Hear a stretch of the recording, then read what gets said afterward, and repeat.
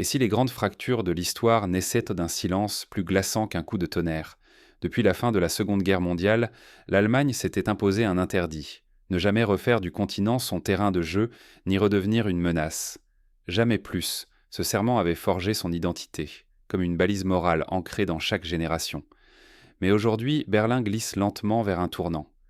À l'abri des regards et sans tumulte, le pays modifie sa doctrine de sécurité, franchissant des seuils que l'on croyait sacrés. Dans les documents officiels, la Russie n'est plus simplement une inquiétude diffuse. Elle est désignée sans détour comme l'adversaire à surveiller. Ce changement s'opère dans la discrétion, à travers des réformes législatives et des déclarations feutrées. Les décisions se prennent avec méthode, sans provoquer d'ondes de choc dans la société allemande. Pas de manifestations, pas de débats enflammés, juste un silence pesant qui accompagne une mutation profonde. Ignorer ces signaux, c'est laisser s'installer une nouvelle mécanique de conflit, dans l'ombre sans résistance. Les conséquences pourraient être considérables. Sécurité, réputation, avenir de toute l'Europe sont en jeu. Pour saisir la portée de cette évolution, il faut pénétrer les coulisses de ce qui se joue aujourd'hui à Berlin. Derrière les portes closes, la Bundesnachrichtendienst prépare sa mue. De sentinelle, elle devient acteur. Voici comment l'Allemagne redéfinit les règles, et pourquoi cela nous concerne tous. Pourquoi l'Allemagne a-t-elle choisi de renoncer à tout pouvoir offensif? Cette interrogation est cruciale pour saisir le bouleversement discret qui s'opère aujourd'hui, mais dont les origines remontent au traumatisme de la Seconde Guerre mondiale. Après la capitulation totale en 1945, l'Allemagne a contemplé le désastre: des millions de morts, des villes anéanties, une réputation mondiale en ruine. Le slogan « Plus jamais » s'est imposé comme un serment national, gravé dans chaque institution, chaque décision, chaque prise de parole internationale. Ce pacte a été observé avec une rigueur implacable. Toute idée d'agression, même indirecte, jusqu'à l'espionnage offensif, est devenue intouchable. La loi n'était qu'un début. Il s'agissait aussi d'un réflexe moral, d'un frein collectif profondément ancré. La moindre initiative évoquant les excès du passé était aussitôt suspecte, quasiment interdite. C'est dans ce contexte qu'est née la Bundesnachrichtendienst, la BND. Dès le départ, sa mission était claire: surveiller, analyser, avertir. Pas question de sabotage, pas d'opération clandestine à l'étranger. La BND incarnait la mémoire vive du drame allemand, rappelant que l'histoire pouvait basculer à tout moment. Cette doctrine a résisté des décennies. Aucun gouvernement, ni de droite ni de gauche, n'a osé briser ce tabou fondateur.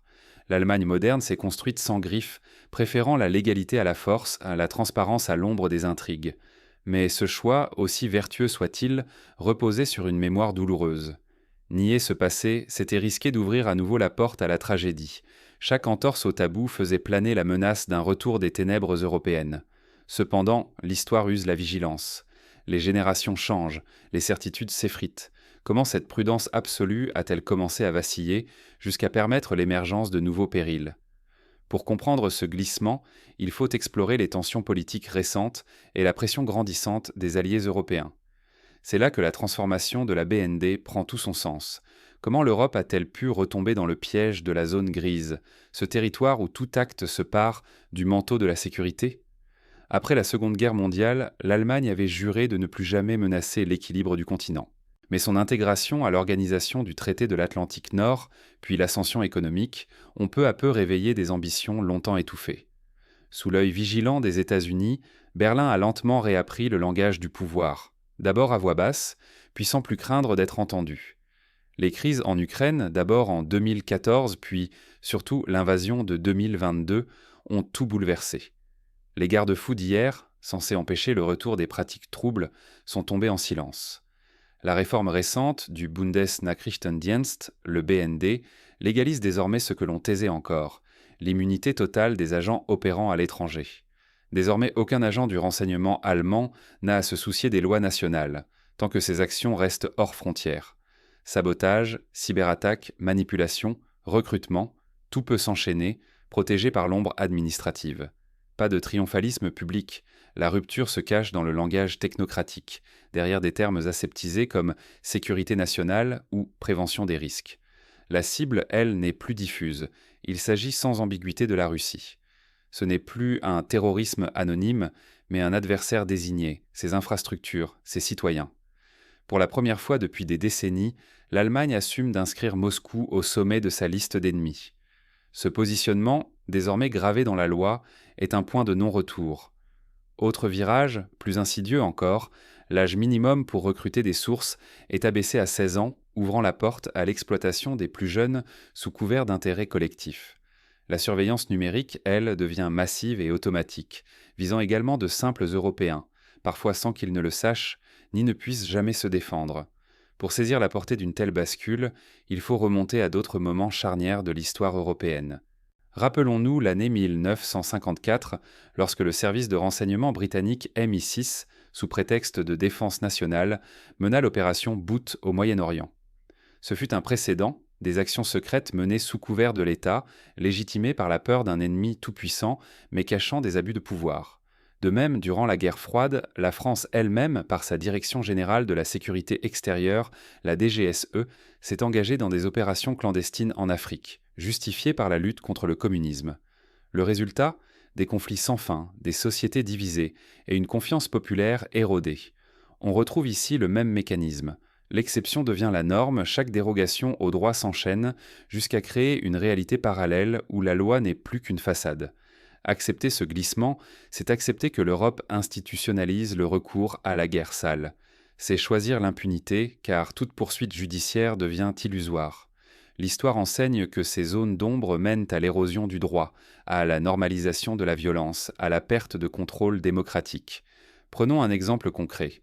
En 2017, lorsqu'un agent du renseignement britannique a été impliqué dans une opération de cyberattaque contre des infrastructures en Europe de l'Est, aucune poursuite n'a été engagée.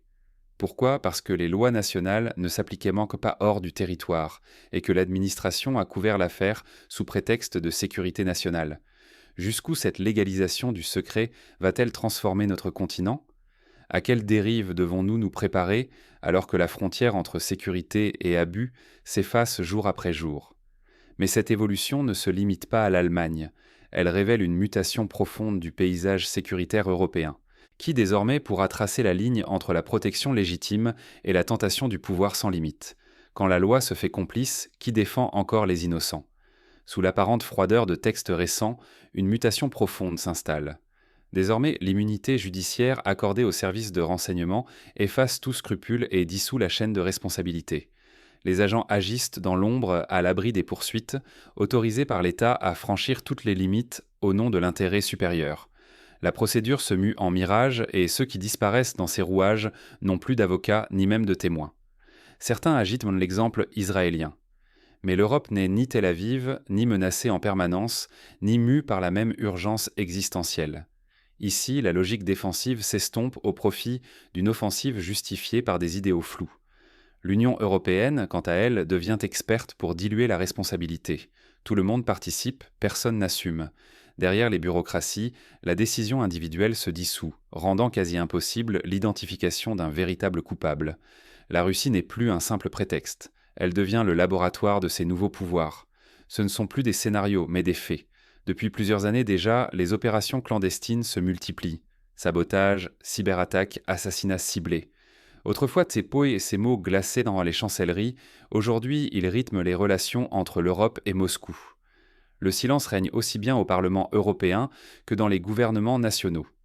Ce mutisme n'est pas neutre, il vaut consentement. En gardant le silence, les dirigeants entérinent la normalisation de pratiques jadis impensables. Prenons le cas de l'affaire Skripal en 2018, où l'empoisonnement d'un ancien agent russe au Royaume-Uni a déclenché une vague d'expulsions diplomatiques. Mais derrière l'indignation, peu de mesures structurelles ont été prises pour renforcer le contrôle démocratique sur les services secrets. L'enjeu n'est pas théorique. Si ce système se généralise, chaque citoyen européen risque un jour de se retrouver broyé par une machine opaque privée de recours, de justice et même de compréhension. La bascule se joue maintenant, la protection ne viendra plus du droit, mais du bon vouloir de ceux qui le manipulent. Nul n'est à l'abri, même les plus prudents, la zone grise s'étend, aspirant la confiance et la sécurité collective. Face à cette dérive, une question s'impose. Avons-nous encore la capacité et le courage d'arrêter cette mécanique avant qu'elle n'engloutisse les fondations mêmes de nos sociétés ? Mais l'histoire ne s'écrit jamais dans le silence.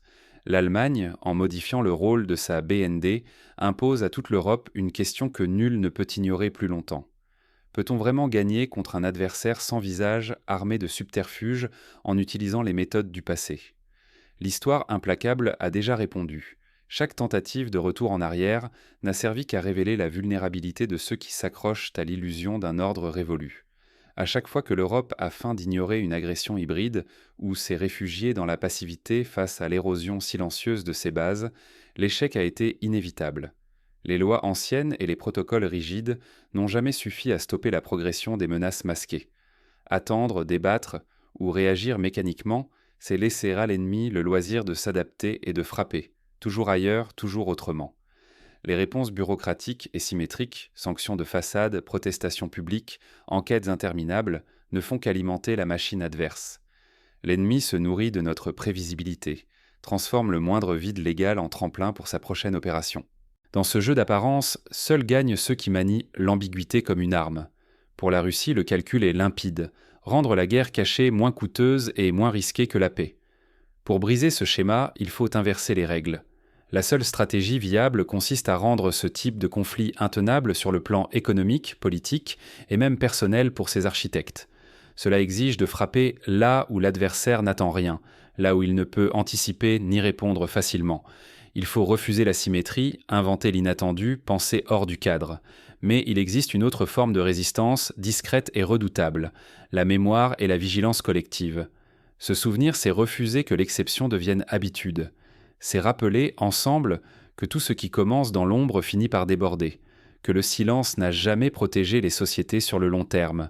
La société civile, les médias indépendants, les citoyens vigilants, tous ont le pouvoir d'exposer la zone grise, de documenter les abus, d'empêcher l'oubli. Aujourd'hui, le véritable pouvoir ne réside plus seulement dans la force brute ou la technologie de pointe. Il s'affirme dans la capacité à anticiper les scénarios, à dévoiler les opérations clandestines avant qu'elles n'aboutissent, à mobiliser l'opinion publique pour que l'impunité ne s'installe pas. C'est la puissance de la transparence, de la lumière jetée sur l'ombre, qui peut stopper l'escalade des agressions futures. Rester passif, c'est accepter que la zone grise se dilate jusqu'à engloutir nos principes. C'est condamner l'avenir européen à des cycles répétés de violences invisibles, à la perte silencieuse de souveraineté et de droits. Le coût du silence et de l'immobilisme sera payé par les générations à venir. Voilà pourquoi l'enjeu dépasse largement le cas allemand ou la réforme d'une seule agence. C'est tout l'équilibre européen qui vacille, face au choix crucial entre la résilience démocratique et la soumission à un nouvel ordre tissé de secrets et d'ombres. Mais qui alors osera sortir de l'ombre pour briser le cycle ? La réponse, peut-être, se trouve déjà dans les fissures du présent. L'histoire ne fait pas de cadeaux à ceux qui préfèrent détourner le regard. Aujourd'hui, la lucidité reste notre unique rempart contre l'engrenage silencieux qui se met en marche. Fermer les yeux sur la transformation de l'Allemagne, c'est accepter que des lignes rouges, autrefois sacrées, soient effacées sans bruit, dans l'indifférence générale. Ce n'est pas une querelle abstraite. Refuser de voir, c'est laisser les mains libres à ceux qui manipulent les règles, qui vident de sens le serment du « plus jamais ». La neutralité, c'est devenu impossible, quand la légalité se trouble, que la surveillance s'arme et que la responsabilité individuelle s'efface derrière le collectif. Ignorer ce tournant, c'est risquer beaucoup plus que notre confort ou notre image. C'est mettre en péril la stabilité de l'Europe, la souveraineté de ses nations et l'avenir de nos enfants. Laisser faire, c'est tolérer que les opérations clandestines, les intrusions dans la vie privée et l'érosion des droits deviennent une routine, jusqu'au jour où il sera trop tard. Chacun porte une part de responsabilité. S'informer, questionner, débattre, agir quand l'essentiel est en jeu. Voilà ce qui distingue une société vivante d'une société résignée. Ce n'est plus le bruit des bottes qui menace, mais le silence des bureaux, la froideur des lois votées à huis clos. L'histoire enseigne que l'indifférence nourrit les pires dérives. Jamais la descente ne commence dans le chaos. Elle s'installe lentement, masquée par la légitimité et des promesses de sécurité. Refuser la neutralité, c'est défendre notre droit à décider, à ne pas vivre sous la menace obscure, sans débat ni contrôle. La force réside dans la vigilance. Regarder en face ce qui dérange, nommer ce qui menace. Veiller aujourd'hui, c'est protéger demain. N'abandonnons pas la prudence à la lâcheté. Si la mémoire s'efface, l'avenir se voile. À nous de choisir ce que nous transmettrons, l'oubli ou la lucidité. Pour agir concrètement, il existe plusieurs leviers à notre disposition. Tout d'abord, il s'agit de revendiquer une véritable transparence sur les budgets et les missions des services de renseignement. Cela peut passer par la création de commissions parlementaires indépendantes dotées de pouvoirs d'investigation réels, à l'image du modèle suédois qui permet un examen public des activités secrètes sans pour autant compromettre la sécurité nationale. Ensuite, il est crucial de soutenir l'indépendance des médias d'investigation. Les révélations d'Edward Snowden ou encore le travail du consortium international des journalistes d'investigation sur les Panama Papers ont montré que la lumière jetée sur les pratiques douteuses des États pouvait entraîner des réformes, même si elles sont lentes et incomplètes. Les citoyens peuvent aussi se mobiliser via des pétitions transnationales pour exiger l'adoption d'une charte européenne de l'éthique du renseignement. Ce document garantirait que, même en situation de crise, certaines lignes rouges ne puissent être franchies. Interdiction de la torture, respect de la vie privée, obligation de rendre compte devant la justice. Des plateformes numériques permettent déjà de signaler anonymement des abus, d'échanger des informations sur les dérives observées ou d'alerter des ONG spécialisées. S'impliquer dans ces outils renforce la vigilance collective et crée un contrepoids face au secret d'État. Il est également possible d'organiser des débats publics, des conférences citoyennes ou des simulations parlementaires dans les universités pour réformer la culture du secret dans la jeunesse européenne. Plus les générations montantes sont sensibilisées à ces enjeux, plus il devient difficile pour les gouvernements de céder à la tentation du pouvoir sans contrôle. Enfin, chaque citoyen peut exercer une pression symbolique en refusant la banalisation des discours sécuritaires. Il s'agit de questionner les justifications systématiques avancées pour chaque nouvelle mesure intrusive, de demander des comptes aux élus et de rappeler que le consentement n'est jamais acquis, mais doit être renouvelé à chaque étape.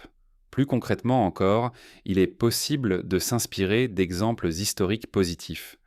L'Allemagne elle-même, dans les années 80, a su résister à la tentation du fichage généralisé lorsque les protestations contre le recensement ont abouti à un arrêt de la Cour constitutionnelle fédérale consacrant le droit à l'autodétermination informationnelle. Ce précédent prouve que la vigilance civile peut inverser des dynamiques dangereuses. Aujourd'hui, il s'agit de retrouver cet esprit de résistance pacifique, ne pas céder au fatalisme, mais choisir la vigilance, la mobilisation et la mémoire active. En conclusion, la dérive actuelle n'est pas une fatalité. Elle n'est qu'un choix, posé jour après jour, dans le silence ou dans la lumière. L'Europe a déjà connu les conséquences d'une confiance aveugle accordée aux institutions en temps de crise. Souvenons-nous de la montée du totalitarisme au XXe siècle, où l'acceptation de mesures exceptionnelles a progressivement miné la démocratie, jusqu'à ce qu'il ne reste plus ni opposition, ni voix dissidente. Le défi est immense, mais il n'est pas insurmontable. Chacun peut, à son échelle, devenir un maillon de la chaîne de vigilance, refuser la compromission et œuvrer pour que la zone grise ne devienne pas la nouvelle norme européenne.